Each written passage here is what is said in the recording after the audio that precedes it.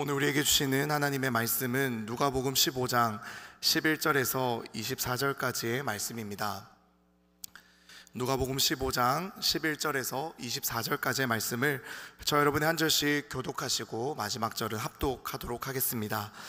또 이르시되 어떤 사람에게 두 아들이 있는데 그 둘째가 아버지에게 말하되 아버지여 재산 중에서 내게 돌아올 분깃을 내게 주소서 하는지라. 아버지가 그 살림을 각각 나눠 주었더니 그 후 며칠이 안 되어 둘째 아들이 재물을 다 모아가지고 먼 나라에 가 거기서 허랑방탕하여 그 재산을 낭비하더니 다 없앤 후 그 나라에 크게 흉년이 들어 그가 비로소 궁핍한지라. 가서 그 나라 백성 중 한 사람에게 붙여 사니 그가 그를 들로 보내어 돼지를 치게 하였는데 그가 돼지 먹는 쥐염 열매로 배를 채우고자 하되 주는 자가 없는지라. 이에 스스로 돌이켜 이르되 내 아버지에게는 양식이 풍족한 품꾼이 얼마나 많은가. 나는 여기서 줄여 죽는구나. 내가 일어나 아버지께 가서 이르기를 아버지 내가 하늘과 아버지께 죄를 지었사오니 지금부터는 아버지의 아들이라 일컬음을 감당하지 못하겠나이다. 나를 품꾼의 하나로 보소서 하리라 하고 이에 일어나서 아버지께로 돌아가니라. 아직도 거리가 먼데 아버지가 그를 보고 측은히 여겨 달려가 목을 안고 입을 맞추니 아들이 이르되 아버지 내가 하늘과 아버지께 죄를 지었사오니 지금부터는 아버지의 아들이라 일컬음을 감당하지 못하겠나이다 하나 아버지는 종들에게 이르되 제일 좋은 옷을 내어다가 입히고 손에 가락지를 끼우고 발에 신을 신기라. 그리고 살찐 송아지를 끌어다가 잡으라. 우리가 먹고 즐기자. 이 내 아들은 죽었다가 다시 살아났으며 내가 잃었다가 다시 얻었노라 하니 그들이 즐거워하더라. 아멘. 제가 신대원을 다닐 때요 봤었던 짤이 하나 있습니다. 예, 바로 이 짤인데요. 사진을 하나 보여주시겠습니까? 네, 잘 보이실지 모르겠는데 문자예요. 그래서 이 짜장 먹는데 엄마 짜장보다 이 맛없다라고 말하고 있거든요, 이 친구가. 그래서 아마 그런 걸 보니까 본가에 거주하고 있는 건 아닌 것 같습니다. 그리고 어머니가 굉장히 짜장을 잘 만드시나 봐요. 그래서 밖에서 짜장을 먹는데 너무 맛이 없다라고 이렇게 엄마에게 연락을 했습니다. 그러자 그 말을 들은 어머니가요, 이 말을 기다렸다는 듯이 자식에게 이렇게 마음을 표현합니다. 이번 주에 오면 해줄게. 이번 주에 오면 자두, 복숭아, 수박 있어. 이번 주에 오면 데려다 줄게. 아무래도 딸인 것 같아요, 이 자녀가. 아들들은 이렇게 보통 연락을 잘 주고받지 않으시잖아요. 보통 연락을 잘 안 하니까 아마 이렇게 연락하는 건 딸인 것 같은데 이 엄마에게 왜 날 꼬셔라고 이렇게 대답을 합니다. 그러자 어머니가 이렇게 문자를 주셨어요. 보고 싶어. 근데 좀 읽기는 어렵죠. 오타가 났어요. 그러니까 엄마가 얼마나 보고 싶으셨으면 이 딸이 말하지도 않았는데 짜장 먹고 싶다라고 했는데 자두도 복숭아도 수박도 집에 다 있으니까 이번 주에 오면 다 줄게. 이번 주에 오면 데려다 줄게 라고 하면서 딸이 집에 오기를 기다리는 겁니다. 그리고요 그 보고 싶은 마음을 얼마나 빨리 표현하고 싶었는지 오타가 나는 거예요. 그런데 오히려 이 오타 때문에 이 딸을 보고 싶어하는 이 엄마의 마음이 극대화되어서 우리들에게 느껴집니다. 이러한 엄마의 마음을 느낀 이 딸이 엄마가 만들어준 세상에서 가장 맛있는 그 짜장이 있는 자두, 복숭아, 수박이 있는 이 집으로 가는 길은 얼마나 행복했을까요? 집으로 가는 날을 생각만 해도 행복했을 것이고 집으로 가는 그날이 기다려졌을 것이고 설레고 다시 힘을 내어서 자기에게 주어진 하루하루를 잘 살아가지 않았을까라고 생각을 해보게 됩니다. 이처럼 집으로 가는 길은요 참 행복하고 설레는 길입니다. 여기에 모인 우리 모두도 이러한 경험을 해보신 적이 있지 않으십니까? 군대에서요 휴가를 나와서 집으로 가는 길 얼마나 설레고 행복하셨습니까?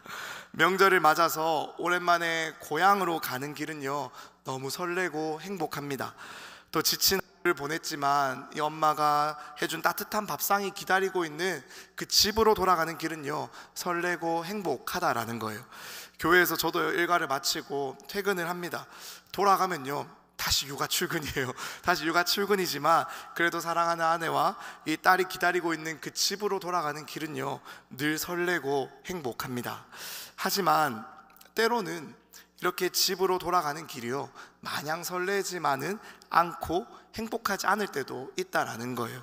바로 집에 있는 이 가족들과 관계가 깨어졌을 때, 그 가족들과 조금은 불편한 시간을 보내고 있을 때 우리는 집으로 돌아가는 그 길이요, 너무나도 싫습니다. 그래서 집으로 가고 싶지 않기도 하고, 또 집에 도착하면요, 가족들 눈에 띄지 않고 싶어서 빨리 문을 열고 방에 들어가서 그냥 문을 걸어 잠그고 나오지 않고 그럴 때도 있다라는 거예요. 때로는 내 자신이 너무나도 부족하고 초라하고 참 내 자신이 지금 무엇을 하고 있는지 자신이 없다라고 느껴질 때면요, 집으로 들어가는 그 길이 참으로 무겁습니다. 부모님이 또 가족들이, 형제 자매가 나를 이렇게 믿어주고 응원을 해주는데 나는 왠지 이런 응원도 이런 사랑도 받을 만한 자격이 부족한, 그러한 자격이 없는 그러한 사람이다라는 생각이 들 때는요, 집으로 돌아가는 그 걸음이 너무나도 무겁다라는 거예요. 나는 이렇게 부족한데, 나는 이렇게 내 앞가림도 못하는데, 어쩌면 나는 내 목도 못하며 살아가고 있는 것 같은데 막연히 나를 기다려주고 막연히 내가 돌아오기를 기다리고 있고 그 마음으로 응원해주고 돌아오면 잘 왔다라고 반겨주는 그러한 마음들을 참 어떠한 마음인지도 잘 알면서도 왠지 그 마음을 그냥 다 받아들이기가 무거울 때가 있고 그 받아들이기가 버거울 때가 있다라는 겁니다. 너무 미안해서 그렇다라는 거예요. 그런데 때로는 그럴 때 어때요? 집에 돌아가는 길이 너무나도 힘들다라는 겁니다. 사랑하는 여러분, 여러분에게 있어 요즘 집으로 돌아가는 길은 어떠합니까? 집으로 가는 그 길이 마냥 설레십니까? 아니면 집으로 돌아가는 그 길이 참으로 무겁게만 느껴지십니까? 오늘 우리가 함께 읽은 본문에도요, 이 집으로 가고 있는 한 아들이 등장을 합니다. 그리고 그 아들이 집에 도착하기만을 목이 빠져라 기다리고 있는 이 아버지도 등장을 합니다. 그런데 이 집을 향해 가고 있는 아들과 이 집으로 오고 있는 이 아들을 기다리고 있는 아버지의 마음이요, 그 온도차가요 너무나도 다르다라는 것을 우리가 보게 됩니다. 우리 오늘 본문의 19절과 20절 말씀을 다시 한 번 더 같이 한번 읽어보기를 원합니다. 19절입니다. 지금부터는 아버지의 아들이라 일컬음을 감당하지 못하겠나이다. 나를 품꾼의 하나로 보소서 하리라 하고 이에 일어나서 아버지께로 돌아가니라. 아직도 거리가 먼데 아버지가 그를 보고 측은히 여겨 달려가 목을 안고 입을 맞추니. 자, 어떻습니까? 아들은요, 집으로 가는 그 길이 설레지가 않은 거예요. 집으로 돌아가기 위해서 한 발 한 발 내딛고 있는 그 길이요, 너무나도 발걸음이 무거웠습니다. 도대체 무슨 사연이 있는 것인지 이 아들은 나는 이제 더 이상 아버지의 아들이라 불릴 자격이 없어 라고 하면서 자기를 자책하며 돌아가고 있다라는 거예요. 하지만 아버지는 어떠합니까? 전혀 그렇지가 않아요. 아버지는요, 아들이 돌아오기만을 기다리고 있었습니다. 그래서 아버지는 이 집으로 돌아오는 아들이 아직 저 멀리 있는데, 어쩌면 마을 입구에서 눈에 보이지도 않고 그 실루엣이 확인되지도 않는데, 육안으로 보기에 분별이 되지도 않는데도 내 아들임을 확인하고 그 아들을 향해 달려가서 그 아들을 안고 입을 맞추어 주며 자기의 마음을 표현하고 있다라는 겁니다. 이 이야기는요, 성경을 잘 알지 못하는 사람도 한 번쯤은 들어본 적이 있는 탕자의 이야기입니다. 그래서 이 이야기를 들어본 적이 없는 사람도 있겠지만 렘브란트라는 화가가 그린 이 그림, 이 돌아온 탕자라는 이 그림을 보신 적은 한 번씩은 있을 거라고 생각이 듭니다. 이 아버지, 지극한 이 아버지의 마음과 그 아버지의 그 사랑을 표현하고 있는 이 이야기는요, 동서고금을 막론하고 많은 사람들에게 감동을 주었기 때문에 많은 문학으로도 또 많은 그림의 그러한 작품의 그 배경이 되기도 했었다라는 거예요. 이 누가복음 15장은요, 이 누가복음 15장에는 이 이야기가 기록이 되어 있는데, 이 이야기의 시작은 자기 아버지에게 이 아들이 내 몫의 유산을 달라고 요구하는 것으로 시작이 됩니다. 다시 말해서 이 아들은 지금 스스로 아버지의 집으로부터 떠나기를 원하는 것으로 이야기가 시작되고 있다는 거예요. 아버지가 쫓아낸 것이 아니라 본인이 스스로 내가 이 집을 떠나고 싶다라는 것으로 이야기가 시작이 되고 있습니다. 그런데 이 아들이 집을 스스로 떠나겠다라고 말을 하면서 요구했던 이 부탁은요, 너무나도 무례한 요구예요. 왜 그렇습니까? 아직도 멀쩡히 살아계신 아버지에게 내 몫으로 주실 유산을 달라라고 하는 것은 이제 앞으로 아버지를 나는 죽은 사람으로 여기겠습니다 라고 말하는 것과 동일하기 때문이에요. 어차피 아버지께서 돌아가시면 그건 내 것이 되지 않습니까? 그러니 그 몫을 미리 받아서 지금부터 내가 그 큰 돈을 가지고 내 마음대로 한번 살아가 보겠다라고, 아버지와는 아무런 상관이 없는 삶을 살아가겠다라고 지금 이 아들이 이야기를 하고 있는 것입니다. 더는 내 삶에 간섭하지 마시고 내 몫의 유산만 챙겨주신다라면은 나도 아버지에게 더 이상 바라는 것 없이 집을 떠나서 알아서 살아가겠습니다라고 말하고 있는 것이 바로 이 아들의 지금 요구라는 거예요. 그런데 이 무례한 아들의 요구예요, 아버지의 반응이 더 이상합니다. 아버지는요, 이렇게 반응을 하세요. 둘째가 아버지에게 말하되 아버지여 재산 중에서 내게 돌아올 분깃을 내게 주소서 하는지라. 아버지가 그 살림을 각각 나눠 주었더니. 아버지는요, 아들의 이 무례한 요구를 순순히 받아줍니다. 아니, 어쩌면 이 아들이 언젠가라도 이러한 요구를 할 것이다라고 생각을 했는 것처럼 즉각적으로 반응을 하고 있어요. 이 말도 안 되는 요구가 있자마자 아버지는 아들에게 줄 몫을 준비하기 시작했습니다. 그런데 조금만 생각해봐도 쉽지 않은 일이다라는 것을 알 수 있어요. 왜 그러냐면 지금도 이 재산은 자산과, 그러니까 동산과 부동산으로 이루어져 있잖아요. 그러니까 당연히 돈으로 현금에서 가지고 올 수 있는 이 동산에 대한 자산도 있겠지만은 현금으로 당장 바꿀 수 없는 부동산도 있다라는 겁니다. 그런데 이 당시에는요, 지금보다 더더욱 부동산의 비율이 더 높았을 거예요. 즉 땅의 비율이 더 높았을 것이다 라는 겁니다.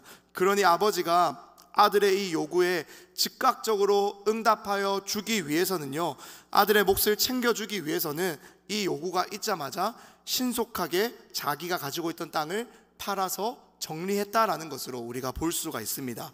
그러니까 이 성경에서는요, 이 둘째 아들이 아버지에게 아버지 내 몫의 재산을 주십시오 라고 표현을 하고 있지만, 아버지는 이 아들에게 재산을 나누어 준 것이 아니라 살림을 나누어 주었다라고 지금 성경이 기록을 하고 있는 거예요. 살림으로 번역된 이 단어는요, 이 헬라어 원어로 보면은 바이오스라는 단어입니다. 그리고 이 단어는요, 생명 또는 목숨이라는 뜻을 가지고 있습니다. 그러니 아들이 아버지에게 요구한 이 재산은요, 사실 아버지의 생명과도 같은, 아버지의 목숨과도 같은 그것이었다라는 거예요. 왜냐하면은 아버지가 아들의 이 요구에 응답하기 위해서 이 팔아야 했던 땅은요, 온 가족의 생계가 직결되어 있는 그 땅이기 때문입니다. 온 가족은 이 땅에서 나는 소출을 통해서 먹고 살았을 것입니다. 이 땅에서 나는 소출을 팔아서 생계를 이어왔을 거예요. 그러니 이 땅은 아버지에게 있어서 생명과도 같은, 목숨과도 같은 그러한 땅이 맞다라는 것입니다. 이렇게 아버지는 마치 아들이 내게 이 무례한 요구를 언제라도 할 수 있겠다라고 예상이 나고 있었던 사람처럼 반응을 합니다. 순순히 그 요구를 들어주는 거예요. 그리고 이 아들은요, 아버지에게서 받은 자기의 몫을 챙겨서 스스로 아버지를 떠나갑니다. 온 마을 사람들이 다 알게 됐을 거예요. 이 아들이 말도 안 되는 요구를 하고 있고 말도 안 되는 짓을 하고 있다는 것을 다 알게 되었습니다. 그리고 심지어 이 무례한 짓을 하고 있는 이 아들을 향해서 화조차 내지 않는, 아무런 반응하지 않고 있는 이 아버지가 이상하다라고 말을 하면서 오히려 그 아버지를 대신해서 이 아들을 향해 손가락질을 하고 욕을 했을 거예요. 말도 안 되는 행동이라고 말을 했을 겁니다. 그렇게 이 아들은요, 스스로 아버지만을 떠난 것이 아니라 스스로 자신이 살아왔던 마을을, 자신이 자라왔던 공동체를 떠나갔다라고 우리가 볼 수가 있습니다. 그래서 그렇게 떠나간 곳이 어디인가요? 오늘 우리가 함께 읽은 성경에서는 아들이 먼 나라로 갔다라고 표현을 하고 있습니다. 그런데 여기서 말하는 먼 나라는 거리상으로 먼 곳을 의미하기도 하겠지만, 아버지의 손이 미치지 않는, 아버지의 영향력이 미치지 않는, 그래서 내가 내 마음대로 자유롭게 무엇이든지 선택하고 살아갈 수 있다고 생각하는 그곳으로 떠나갔다라고 의미한다라고 보는 게 더 정확할 것 같습니다. 그래서 그곳에서 이 아들은요, 자기 마음대로 어떠한 간섭도 받지 않고 자기가 하고 싶은 대로 살아가는 거예요. 큰 돈을 얻었습니다. 그 돈으로 많은 자기가 원하는 것을 했을 거예요. 사고 싶은 것을 사고, 집을 사고, 차도 사고, 옷도 사고, 사람도 만나고 사귀고, 그렇게 흥청망청 그 돈을 마음대로 썼다라는 겁니다. 그래서 성경은 이 아들의 그러한 삶이 얼마 가지 않았다, 너무나도 빨리 그 삶이 무너졌다라는 것을 이렇게 들려줍니다. 13절과 14절도 우리 같이 한번 읽어보기를 원합니다. 13절입니다.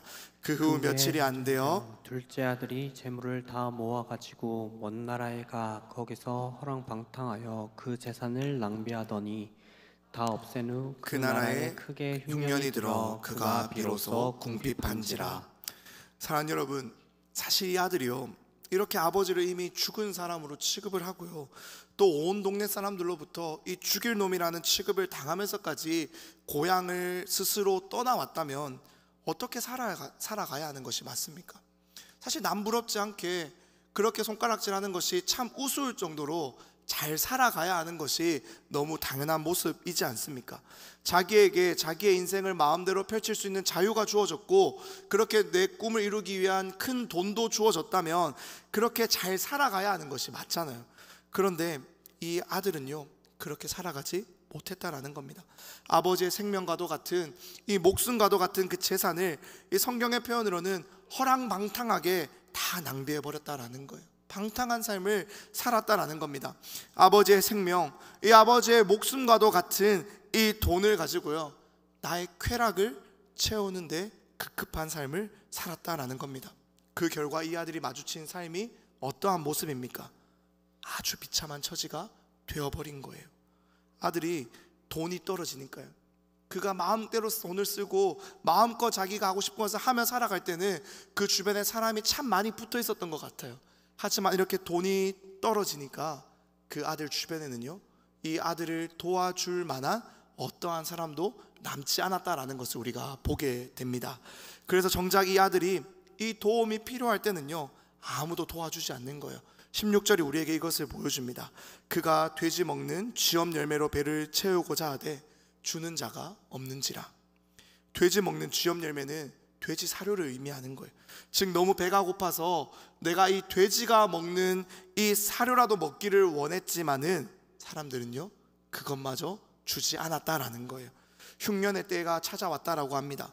돼지는 그들에게 어떻게든 양식이라도 될 수가 있겠지만은 이 아들, 살아있는 아버지를 죽은 사람으로 취급하면서 방탕한 삶을 살아온 이 아들에게는 그것마저도 아깝다라는 거예요. 얼마나 비참한 삶을 살아가고 있습니까? 돼지보다 못한 취급을 지금 당하고 있는 거예요. 이러한 삶은 이 아들이요, 살아있는 아버지를 죽은 자라고 여기며 온 동네 사람들로부터 스스로 등을 돌리며 이 먼 나라로 떠나올 때는 전혀 생각도 해보지 못한 삶입니다. 하지만 이 아들의 현실은요, 돼지보다 못한 놈이 된 것이에요. 아무런 쓸모가 없는 인생이 되어버린 것입니다. 이것은 이 아들이 떠나올 때 결코 원했던 삶의 모습이 아닙니다. 그때 이 아들의 머리를 스치는 한 장면이 떠올라요. 그것이 무엇일까요? 17절에서 19절 같이 한번 읽어봅시다. 17절입니다.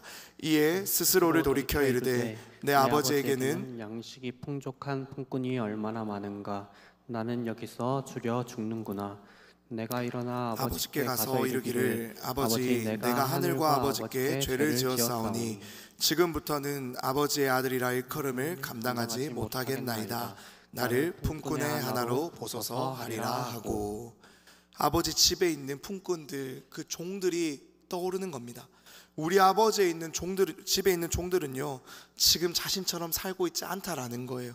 그들은 너무나도 풍족하게 살아가고 있다라는 것이 떠올랐습니다. 그러니 내가 어차피 여기서 돼지 먹는 그 쥐엄 열매도 못 먹고 이러다가 굶어 죽을 바에는 다시 아버지에게로 돌아가야겠다라고 지금 그가 생각을 하게 된 것입니다. 내 수중에 있는 것이 다 떨어지니까요. 내 힘으로 할 수 있는 것이 아무것도 없어지니까요. 이 아들은 지금까지 내가 한 짓이 얼마나 멍청한 짓이고 내가 한 짓이 얼마나 악한 짓이었는지를 깨닫게 됩니다. 그리고 이제는 내가 아들의 자격이 없다라는 것을 스스로 인정을 하는 거예요. 하지만 여기서 내가 그냥 굶어 죽을 수는 없으니까, 그러니 이 아들은요, 아버지에게로, 아니 자신을 종으로 써주실 그 주인에게로 돌아가고자 한다라는 겁니다. 하지만 아들은요, 이렇게 돌아선 것 같은 이 순간에도 여전히 자기중심적이에요. 여전히 이기적이다라는 겁니다. 이 아들은요, 여전히 자기밖에 모르는 판단을 하고 있는 거예요. 왜 그럴까요? 두 가지의 이유 때문입니다. 첫 번째는 먼저 이 아들이 아버지에게로 돌아가 자기를 품꾼으로 여겨달라는 이 요구 자체가 너무나도 이기적인 요구이고요. 두 번째는 이 아들이 아버지의 마음을 전혀 이해하지 못하고 있기 때문입니다. 아들이 아버지에게로 돌아가서 자기를 품꾼으로 여겨달라고 말하는 이 요구는요, 사실 그가 아버지에게 한 행동을 생각해 보면 합당하지 않은 행동이에요. 왜냐하면 이 아들은요, 아버지에게 이러한 요구를 할 자격이 없기 때문입니다. 자기를 아들로 여겨주지 않던, 나를 품꾼으로 쓰던 쓰지 않던, 이제 이 모든 것을 결정하는 것은요, 아버지에게 달린 것이지 내가 돌아가는 것에 달려있는 것이 아니기 때문이에요. 아들이 먼저 이러한 요구를 할 자격이 없다라는 겁니다. 아들은 이제 자기의 권리를 주장할 그 어떠한 권리도 없는 상황입니다. 게다가 이 아들이 되기를 원하는 이 품꾼은요, 이 종이라는 개념은 사실 당시 문화에서 굉장히 자유로운 존재였어요. 다시 말하면 요즘의 개념으로 비유해 보면은 회사에 고용된 직원과도 같은 그러한 자가 바로 이 종이었다라는 겁니다. 즉 근무 시간이 되면 출근을 하고요, 시간이 끝나면 퇴근을 해서 이 주인의 집에 하루 종일 거하면서 살면서 그렇게 자유가 없는 그러한 존재가 아니라 떨어져서 독립적으로 지내면서 출퇴근하는 그러한 직원의 개념에 더 가까운 것이 이 당시의 이 종의 개념이었습니다. 그러니 이 아들은요, 이 아버지의 집에 내가 직원이 되겠다라고 지금 이야기를 하고 있는 거예요. 자기를 써주십시오라고 지금 이야기를 하겠다라고 마음을 먹은 겁니다. 내가 수중에 가진 돈은 다 떨어졌고, 내가 어떻게든 일해서 빌어먹든 벌어먹든 무엇이라도 해야 하는데, 그렇다면 내가 생각해 보니까 우리 아버지 집이 가장 대우가 좋은 곳인데, 우리 아버지 집이 가장 복지가 좋은 곳인데, 그렇다면 내가 아버지의 집에 가서 그곳에서 일을 해야 되는 것이 맞겠다라고 지금 생각을 하면서 이 아들이 돌아가고 있다는 겁니다. 그리고 아들은요, 아버지의 마음을 너무나도 모르는 거예요. 사랑하는 여러분, 세상 그 어떤 아버지도요, 세상 그 어떠한 부모도요, 자식이 부모를 버린다라고 해서 자식을 버리는 부모는 없습니다. 자식을 이기는 부모는 없다라는 거예요. 성경은요, 그래서 이 이야기 속에 아버지의 마음도 우리에게 이렇게 보여줍니다. 이에 일어나서 아버지께로 돌아가니라. 아직도 거리가 먼데 아버지가 그를 보고 측은히 여겨 달려가 목을 안고 입을 맞추니. 아직도 거리가 너무나도 멀어요. 어쩌면 육안으로 확인하기에는 너무나도 먼 거리였을 수도 있습니다. 그냥 저 마을 입구에 사람 그림자가 하나 비춰진 그 정도일 수도 있다라는 거예요. 너무나도 먼 거리일 수도 있다라는 겁니다. 그런데 아버지는요, 내 아들임을 확신하고 알아보고 달려가는 거예요. 왜 이렇게 아버지가 저 먼 거리에 있는 아들에게로 달려갔을까요? 이미 마을에 이 아들은요, 죽일 놈이라고 소문이 다 나 있는 상태이잖아요. 그러니까 이 아들이 마을로 걸어 들어오면서 우리 집, 내가 있는 이 집까지 걸어 들어올 때 혹여나 마을 사람들을 만나면 그 아들이 당하게 될 일이 어떠한 것일지 장담할 수가 없는 상황입니다. 만약 마을 사람들이 먼저 아들을 발견을 한다면요, 어쩌면 이 아들은요, 돌에 맞아 죽을지도 모릅니다. 그것이 율법이었어요. 반인륜적인 행위를 한 자가 있으면 돌로 쳐 죽여도 좋다라고 율법에 기록이 되어 있었습니다. 그리고 자기의 아들들도 이 허랑방탕한 아들, 이 말도 안 되는 짓을 한 아들을 본받아서 폐륜을 저지를까봐 그러한 일이 일어나지 않도록 마을 사람들은요, 그것을 교육하기 위해서 이 아들을 향해서 돌을 들 수도 있는 상황이 펼쳐질 수도 있다는 거예요. 그러니 이 아버지가 어떻게 하는 겁니까? 저 마을 입구에 어쩌면 내 아들일지 아닐지 확신하지도 않는, 어쩌면 보이지도 않는 그 상황이라 할지라도 누구보다 앞서서 가장 빨리 전속력으로 아들을 향해 달려가는 거예요. 내가 내 아들을 용서한다라고, 내가 내 아들을 다 받아준다라고, 내가 내 아들을 지킬 것이라고. 그러니 내 아들을 향해서 돌을 던질 거고 내 아들에게 돌로 칠 거면은 나를 먼저 치라라고, 그러한 마음으로 이 아버지가 이 아들을 향해 달려가고 있는 거예요. 그러니 언제 이 순간이 찾아올지 모르는 이때를 이 아버지가 매일같이 기다렸던 겁니다. 매일같이 우리 아들이, 내 아들이 언제 돌아올지 모르니까, 아니 어쩌면 돌아오지 않을 수도 있고 기약이 없는데 이 아버지는요 늘 마을 어기를 바라보며 내 아들이 돌아오기만을 기다리고 있었다라는 겁니다. 아들은요 너무나도 당황스러웠을 거예요. 너무나도 당황스러워서 어떻게 반응해야 될지를 몰랐을 겁니다. 사실 돌아오는 발걸음이 얼마나 무거웠겠습니까? 과연 우리 아버지가 나를 종으로 써주실까? 다시 나가라고 하면 어떡하지? 그럼 내가 어디로 가야 하지? 여러 가지 생각으로 이 아들이 돌아오는 마음이 복잡했을 것이고 그 발걸음은 너무나도 무거웠을 것입니다. 용서를 구하고 이제 내가 종으로 받아들여야 되잖아요. 용서를 구하고 나를 종으로 써주십시오 라고 말을 해야 되는 상황이 지금 아들이 처한 상황이잖아요. 머릿속으로 많은 생각이 들었을 거예요. 머릿속으로 여러 가지 상황들을 막 시뮬레이션을 돌리면서 이 아들이 걸어오고 있었을 것입니다. 그런데 면목도 없고 무슨 말부터 꺼내야 될지도 모르고 아직 마음의 정리도 되지 않고 마을 입구는 보이고 이제 정말로 들어가야 되는구나 라고 생각하며 있는 그 순간에 이 아버지가 달려와서 자기를 껴안은 겁니다. 그러니 얼마나 당황하겠을까요? 이 나를 안아준 사람이 도대체 누구지? 도대체 왜 나를 이렇게 밑도 끝도 없이 나를 왜 이렇게 용서해 주시는 거지? 왜 나를 안아주시는 거지? 도대체 이 마음이 뭘까? 이 아들은요 이해하지 못하고 이 아들은 당황할 수밖에 없었을 것입니다. 정신을 차려보니까요 이미 자기가 내내 걸어오면서 연습했던 그 말은 튀어나오지가 않아요. 이미 아버지는 나를 안고 울며 입을 맞추며 잘 돌아왔다라고 너무나도 기뻐하고 있는 상황입니다. 그제서야 이 아들은요 준비했던 말을 꺼내는 거예요. 내가 하늘과 아버지에게 죄를 지었사오니 나는 더 이상 아들이라 일컬음을 받을 자격이 없습니다. 아버지 나를 종으로 써주십시오. 내가 열심히 일을 해서 어떻게든 아버지에게 끼친 손해를 갚아보겠습니다 라고 준비하고 연습한 말을 꺼내는 거예요. 하지만 아버지는요 그 아들의 말을 들으려 하지 않습니다. 아니 듣기가 싫은 거예요. 들을 필요가 없기 때문입니다. 왜 그렇습니까? 24절의 말씀 우리 같이 한번 읽어보기를 원합니다. 이 내 아들은 죽었다가 다시 살아났으며 내가 잃었다가 다시 얻었노라 하니 그들이 즐거워하더라. 이게 바로 이 아버지의 마음이었기 때문이에요. 아버지에게 있어서는요 그 어떠한 것보다도 이 아들 그 자체가 중요했습니다. 이 아버지에게 있어서는요 내 아들이 죽었다가 지금 다시 살아났는데 그것보다 내게 있어서 더 중요한 것이 무엇이 있겠냐라고 지금 이야기를 하는 겁니다. 아버지는요 잃어버렸다라고 생각했던 내 아들을 되찾았습니다. 죽었다라고 생각했던 내 아들을 다시 돌려받게 된 거예요. 그러니 그 어떠한 것도 이 아버지에게 중요하지 않습니다. 그 어떠한 말도 아들에게 들을 필요가 없는 거예요. 아버지는요 이미 모든 것을 용서했기 때문입니다. 아버지는 이미 모든 것을 이해하기 때문이에요. 아버지는요 그저 내가 너무나도 사랑하는 내 아들이 돌아오기만을 기다리고 있었다라는 거예요.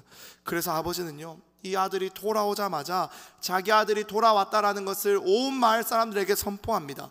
거짓골로 돌아온 아들에게 가장 좋은 옷을 꺼내서 입히고요 손에 가락지를 끼우고 발에 신을 신겨서 아들의 이 지위를 다시 다 회복시켜 줍니다. 그리고 살찐 송아지를 잡아서요 온 마을 사람들을 불러서 이 기쁨을, 이 잔치를 즐기고 있다라는 겁니다. 사랑하는 여러분, 우리가 함께 살펴본 이 이야기는 이렇게 아들을 향한 아버지의 지극한 사랑을 우리에게 보여주고 있습니다. 사실 그렇기에 이 이야기는 믿지 않는 사람들에게도, 하나님을 알지 못하는 사람들에게도 감동이 되는 거예요. 하나님을 믿지 않는다라고 할지라도 자식을 향한 이러한 사랑의 마음을 부모는 공감하기 때문이에요. 자식을 향한 부모님의 이러한 사랑은 자식이 늘 경험하며 깨닫기 때문에 모두에게 공감이 된다는 겁니다. 하지만요, 이 이야기는 단순히 그러한 부모와 자식 간의 사랑을 담고 있는 이야기가 아닙니다. 사실 이 이야기는 하나님의 아들이신 예수님이 우리에게 들려주신 이야기예요. 즉 이 이야기는 하나님이 예수님을 통해서 우리에게 들려주시는 자기의 사랑 이야기다라는 겁니다. 즉 하나님은요, 우리를 이렇게 사랑하고 계시다라는 사실을 예수님을 통해서 우리에게 들려주고 있는 거예요. 예수님은 누가복음 15장에서요 이 이야기를 들려주고 계신데, 이 누가복음 15장에는 이 이야기를 듣고 있는 사람이 두 부류였다라고 이야기하며 시작하고 있습니다. 1절과 2절의 말씀입니다. 모든 세리와 죄인들이 말씀을 들으러 가까이 나아오니 바리새인과 서기관들이 수군거려 이르되 이 사람이 죄인을 영접하고 음식을 같이 먹는다 하더라. 한 부류는요 세리와 죄인들, 또 다른 한 부류는요 바리새인과 서기관들이었습니다. 한 부류는요 당시 사회에서 손가락질을 당하고 있던 자들이었고, 또 다른 한 부류는 존경을 받던 자들이었어요.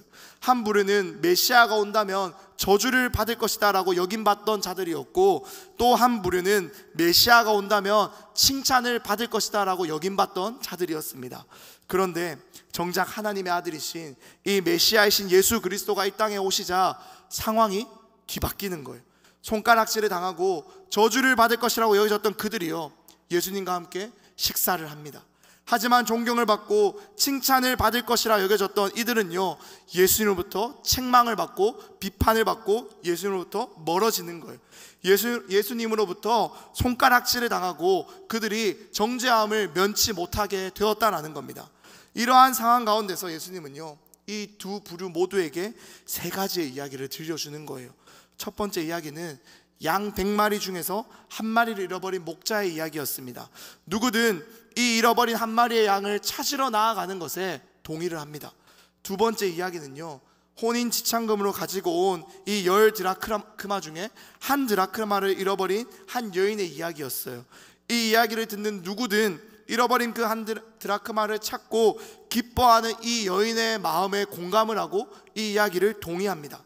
그리고 이어진 세 번째 이야기가 바로 오늘 우리가 함께 살펴본 이 이야기입니다. 그런데 이 이야기에서는요 아들의 이야기에서 아버지를 떠난, 그래서 아버지가 잃어버린 이 아들을 찾는 이야기가 나오지 않아요. 첫 번째 이야기에서는요 그 잃어버린 양을 찾기 위해서 목자가 나아갑니다. 두 번째 이야기에서는요 잃어버린 한 드라크마를 찾기 위해서 여인이 온 바닥을 쓰는 것을 보게 됩니다. 그런데 당연히 이 세 번째 이야기에서도 듣는 사람들이 이 아들이 집을 떠나고 이 아들을 잃어버렸다면 누군가는 이 아들을 찾으러 가겠지라고 생각할 수 있는 상황 가운데서 아무도 이 아들을 찾으러 나아가는 것이 등장하지 않는다라는 거예요. 그냥 아버지는 아들을 기다리고 있을 뿐이에요. 듣는 사람들은요 궁금했을 겁니다. 왜 아들을 찾으러 아무도 나아가지 않지? 누가 이 아들을 찾으러 가야 하지?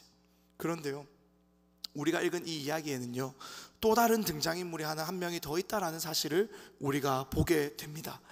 아버지와 이 아버지를 떠난 이 둘째 아들 말고 첫째 아들도 등장하고 있다라는 거예요. 즉 하지만 이 첫째 아들은요 이 둘째 아들이 아버지에게 무례한 요구를 하고 집을 떠났다가 다시 돌아오는 그 순간까지 등장하지 않습니다. 그런데 언제 등장을 하냐면요 이 둘째 아들이 다시 집으로 돌아와 그 둘째 아들이 돌아온 이 기쁨을 표현하고 있는 잔치가 벌어졌을 때야 그제서야 이 첫째 아들은요 이 이야기 가운데 등장을 합니다. 그리고 어떻게 반응을 하고 있나요? 오히려 화를 내는 거예요. 동생이 아버지를 죽은 사람으로 여겼기 때문이 아니라, 화를 내지 않은 그 아버지를 대신해서 화를 내는 것이 아니라 첫째가 화를 낸 이유는요 바로 이것 때문이었습니다. 12절 말씀인데요 12절 말씀에 보면은요 이 둘째가 아버지에게 말하되 아버지여 재산 중에서 내게 돌아올 분깃을 내게 주소서 하는지라 아버지가 그 살림을 각각 나눠주었더니, 즉 아버지가 이 둘째에게 재산을 나눠줄 때 동시에 첫째 아들에게도 재산을 계산해서 나누어 주었다라는 겁니다. 둘째 아들의 몫만을 계산해서 이 아들에게 떼어준 것이 아니라 모든 내 두 아들의 몫을 다 계산해서 둘째 아들의 몫을 둘째 아들에게, 첫째 아들의 몫을 첫째 아들에게 주었다라는 거예요. 율법에서는 첫째는 둘째보다 2배를 더 받게 되어 있습니다. 그러니 첫째는 아버지의 재산에서 3분의 2를 받았을 거예요. 이 둘째는 아버지의 재산의 3분의 1을 가지고 그 먼 나라로 길을 떠난 겁니다. 그러니 이 둘째가요 자기의 몫을 다 챙기고 나가서 떠났다면 이제 남은 아버지의 재산은 아버지가 돌아가시기만 하면 누구의 것이 되는 겁니까? 내 것이 되는 거예요. 더 이상 이것을 누군가와 나눌 필요가 없다라는 겁니다. 다 내 것이에요. 그런데 다 내 것인데 아버지는요, 돌아온 아들을 아무렇지 않게 다시 아들의 지위를 회복시켜 주는 겁니다. 그러면 도대체 무슨 문제가 일어납니까? 내 것이었는데. 분명히 이 내 동생은, 이 둘째 아들은 자기의 몫을 다 가지고 나가서 다 허랑방탕하게 다 써버리고 왔는데 남은 것은 다 내 것인데, 이 아들이 다시 아들로서 받아들여지는 순간 새롭게 계산을 해야 되는 거예요. 내 것에서 내 동생의 몫을 떼어 주어야 하는 그 계산이 새롭게 시작이 되는 겁니다.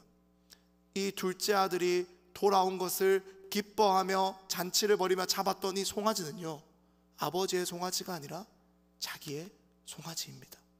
그러니 이 아들은요, 화가 나는 거예요. 이 동생이요, 너무나도 밉다라는 겁니다. 사랑하는 여러분, 사실 오늘 이 이야기에서 동생이 집을 나가면요, 아버지가 그 집을 나간 충격 때문에 아무것도 못하고 있으면 누가 나가서 동생을 찾아와야 합니까? 형이에요. 첫째 아들이 나아가서 내 동생을 붙잡아 와야 되는 거예요. 내 동생을 붙잡아 와서 정신 차리라고 붙잡아야 하는 겁니다. 우리 아버지가 이토록 기다리고 있음을 아는 형이라면, 아는 첫째 아들이라면 내 동생을 찾으러 그가 뛰쳐나아가야 하는 것이 맞다라는 거예요. 하지만 이 첫째는 나가지 않습니다. 왜 그렇습니까? 아깝기 때문이에요. 내 동생이 다시 돌아온다면 다시 계산을 해야 되니까. 내 것에서 내 동생에게 내 것을 다시 나누어 주어야 하니까 그것이 너무나도 아깝다라는 거예요. 그러니 동생의 한 분은 궁금하지 않습니다. 동생이 어떻게 되든 상관이 없다라는 것이 이 첫째 아들의 마음이었다라는 거예요. 그래서 예수님은요, 이 세 가지의 이야기를 그곳에 모인 두 부류의 사람들 모두에게 말씀하시는 거예요. 우리 하나님 아버지는 잃어버리신 것을 분명히 찾는 분이다라는 것을요. 우리 하나님 아버지는요, 잃어버리신 것을 찾으면 그 잃어버린 것을 찾은 것 때문에 너무나도 기뻐하시는 분이다라는 것을요.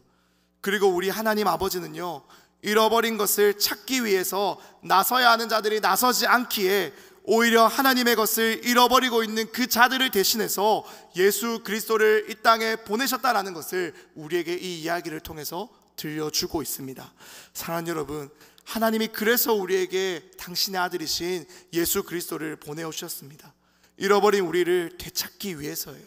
잃어버린 우리를 되찾아서 다시 하나님 앞으로 데리고 와서 하나님의 이 말도 안 되는 사랑을 누리며 살아가도록 하나님은 예수 그리스도를 우리에게 보내어 주셨습니다. 그리고 하나님은요, 이 예수 그리스도를 보내시면서 이 예수 그리스도를 통해서 이 우리에게 주실 이 사랑을요, 전혀 아까워하지 않으셨다라는 거예요. 이 땅에 오신 예수님은 내가 누릴 수 있는 모든 특권을 포기하셨습니다. 내 권리를 다 내려놓으셨어요. 우리와 같은 몸을 입으시고 이 땅에 오셔서 내 모든 것을 버리시고 오히려 우리의 죄를 짊어지셨습니다. 그리고 하나님의 이 사랑을 함께 누리자고, 이 하나님의 사랑을 함께 맛보자고, 이 무한한 하나님의 사랑을 함께 나누자라고 오늘도 우리 예수님은요, 길을 잃은 우리를 찾고 또 찾고 계시며 그렇게 찾은 우리에게 하나님의 놀라운 사랑을 부어주십니다. 왜냐하면 이 하나님의 놀라운 사랑은 나누고 또 나누어도 결코 사라지지 않는, 나누고 또 나누어도 결코 아깝지 않는 무한하신 끝이 없는 영원한 하나님의 사랑이기 때문입니다. 이제 말씀을 마무리하기를 원합니다. 사랑하는 여러분, 우리는 이렇게 우리의 진정한 첫째가 되시는 이 예수 그리스도로 말미암아 하나님께 되찾아진 존재들입니다. 그리고 하나님은요, 이제 이러한 놀라운 일을 교회에 맡기십니다. 예수 그리스도의 이 사랑을 경험한 자들이라면, 예수님의 이 사랑을 맛본 자들이라면, 그래서 하나님께 되찾음 받은 그러한 사람들이라면 이제 함께 하나님의 이 잃어버린 영혼들을 위해서 나아가고 그들을 사랑하고 그들을 세워가는 일에 함께 하자라고 교회로 부름받은 자들이 바로 이곳에 모여 하나님의 사랑을 누리고 있는 우리들입니다. 오늘 이곳에는요, 바로 이러한 하나님의 사랑을 맛본 자들이 모여 있습니다. 그리고 오늘 이곳에는요, 하나님의 이러한 사랑을 맛보길 원하는 자들도 나와 있습니다. 그리고 오늘 이곳에는요, 이 하나님의 사랑이 너무나도 필요한 자들도 나와 있습니다. 사랑하는 여러분, 여러분이 받은 그 하나님의 놀라운 사랑, 그 값없는 은혜로 받은 이 하나님의 무한한 사랑을 함께 나눠주시지 않겠습니까? 내가 경험한 이 하나님의 놀라운 사랑과 은혜를요, 내 안에만 가두어 두고 나만 누리고 나만 맛보고 나만 그것으로 살아나며 살아가는 인생이 되는 것이 아니라, 나 혼자 살아가기에 바쁘다고, 나 혼자 살아내기에 바쁘다라고 내 인생만을 바라보며 살아가는 인생이 아니라, 정말로 내 주변에, 내 옆에, 내 이웃들에게, 하나님이 내게 붙여주신 자들에게 이 하나님의 사랑이 너무나도 필요한 그들에게 다가가서 이 하나님의 사랑을 나누고 들려주며 이 사랑으로 그들을 위로하고 격려하는 일에 함께 나아가시지 않겠습니까? 내가 받은 사랑, 내가 경험한 은혜를 함께 들려주며 그 사랑으로 서로 격려하며, 그렇게 우리를 교회로 세우셔서 하나 되게 하시는 이 놀라운 은혜가 오늘 이 시간 우리 가운데 넘치게 되기를 간절히 소망합니다. 그래서 우리 교회가, 우리 새벽 이슬 공동체가요, 하나님의 놀라운 사랑으로 살아있어서 이 하나님의 사랑으로 살리는 일에 함께 지어져 가는 놀라운 주의 교회 될 수 있기를 우리 주님의 이름으로 간절히 축원합니다. 이 시간 우리 그러한 마음을 담아서 서로를 한번 축복하며 찬양했으면 좋겠어요. 다 같이 일어나셔서요, 우리 작고 약한 내 모습이라는 찬양입니다. 그러한 우리를 위해 교회를 세우신 하나님께 감사하며 우리 한번 같이 함께 찬양하며 나아갑시다.